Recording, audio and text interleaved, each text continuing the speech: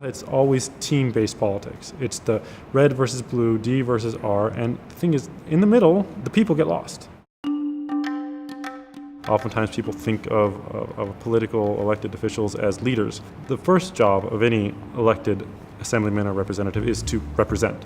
We should have that much more of an influential voice just based on modern technology and modern innovations, yet we don't use it effectively. Oftentimes you have state assembly members who go up to Sacramento and they talk to each other. They talk to lobbyists. They talk to the people that have the money to put lobbyists in front of them.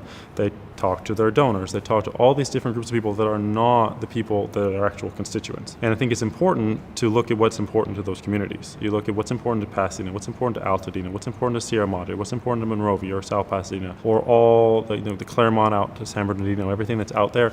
Every community has a different thing that's important to them. We have top 2 in California, which I think was a great step for the voters to say, look, we can control our elections. We're in charge.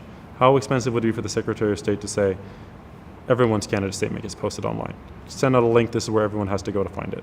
Money in politics is a huge issue, and it's something that is very much in vogue to talk about these days, but not much is being done about it. It becomes this kind of dichotomy of, I need the money in order to run for office, but I'm only going to get the money if I do the things that my donors want me to do. But then you look at, how did you win? How compromised are you?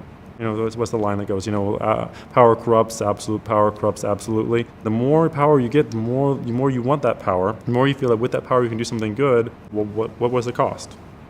And how did you get there? Or have you lost something just to achieve that? And once you've compromised once, you can keep compromising, and then you're kind of done. I live in the same house that I grew up in, and I bought the house from my parents, about 11 years ago, and now my kids are growing up in the same house, and they're going to the same schools I went to. There's a tree that I planted in our front yard when I was about 8 years old. It was a 5-foot tree. It's a scraggly little star pine that's now 50 feet tall. One of the things that South Pasadena is famous for is our fight against the 17th Freeway extension. I had the opportunity to serve on our Freeway and Transportation Commission for about 6 years. Making sure that something that stays dead is very important to any legislator in this area. And you look at the other things that are in this district, some very, very important things. You have JPL that's right next door. Everything that's happened at JPL has happened here. Caltech's famous for being probably one of the most innovative schools in the entire country, if not the world. It's important to have the assembly members go in and talk to those universities. Say, what can we be doing to take those advances out of the research labs, take them out of the minds of all these great innovators, and produce them in the real world, because that is a big driver of the economy. The state has to be more connected and more involved in taking those innovations out and making sure they're produced. As an engineer, it's my thought process where you leave every option available as you're analyzing them. If I take an item off the board from the beginning, that means I have now reduced my ability to come up with solutions. Every single time an engineer has to come up with a solution that has to work for everyone all the time and not come crashing down. If an engineer fails, millions of people get affected. A dam breaks, a road collapses. It's not so simple as, well, I come from a Democrat perspective, so I have to go with this from this side, or I come from a Republican perspective and go from that side. When people say, well, are you conservative, are you progressive? Well, I'm both, and I'm neither. And it really depends on the specific issue. There are certain things where you want to have a limited government interaction.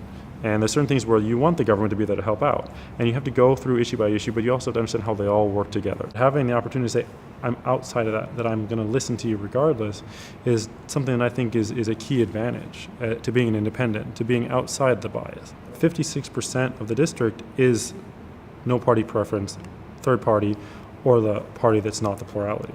So there is a route to get a candidate like myself who's an independent, but also brings kind of an engineering problem-solving mentality that's going to sit down with people, come up with solutions, and then continuously revise those solutions so we find the best one, as opposed to just pounding the party drum. There are so many ways to find better ways to hold elections, better ways to hold money accountable.